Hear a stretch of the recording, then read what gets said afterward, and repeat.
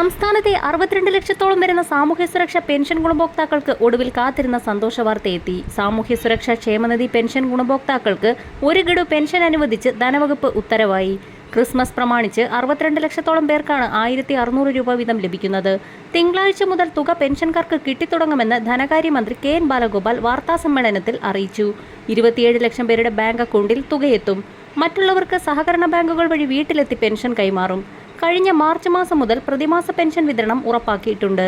ഈ സർക്കാർ വന്നതിന് ശേഷം 33,800 കോടിയോളം രൂപയാണ് ക്ഷേമ പെൻഷൻ വിതരണത്തിനായി അനുവദിച്ചതെന്നും ധനമന്ത്രി വ്യക്തമാക്കി. ക്രിസ്മസിനോടനുബന്ധിച്ച് 3,200 രൂപ വീതം വിതരണം ചെയ്യുമെന്നായിരുന്നു നേരത്തെ ലഭിച്ച സൂചനകൾ. സഹകരണ ബാങ്കുകളുടെ കൺസോർഷ്യത്തിൽ നിന്നടക്കം വായ്പ സ്വീകരിക്കുന്നതിലെ ചില സാങ്കേതിക തടസ്സമാണ് നിലവിൽ 1,600 വീതം വിതരണം ചെയ്യുന്നത്.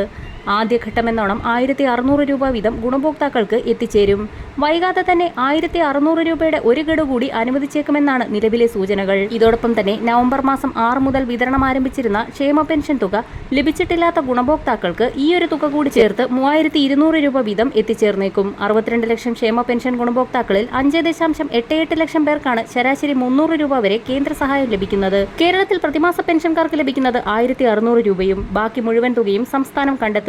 നിലവിൽ കേന്ദ്രവിഹിത വിതരണം സംബന്ധിച്ചുള്ള സുപ്രധാന അറിയിപ്പുകൾ വരും ദിവസങ്ങളിൽ പുറത്തുവരും. കേന്ദ്ര സർക്കാർ വിഹിതത്തിൽ 2023 ജൂലൈ മുതലുള്ള 425 കോടിയോളം രൂപ ഈ നവംബർ വരെ കുടിശ്ശികയുണ്ട്. ആധാർ അധിഷ്ഠിത ബാങ്ക് അക്കൗണ്ടുകളിലേക്ക് മാത്രമേ കേന്ദ്രവിഹിതം എത്തിച്ചേരുകയുള്ളൂ. വരും ദിവസങ്ങളിലെ പെൻഷൻ അറിയിപ്പുകൾക്കായി ചാനൽ സബ്സ്ക്രൈബ് ചെയ്യാൻ മറക്കാതിരിക്കുക.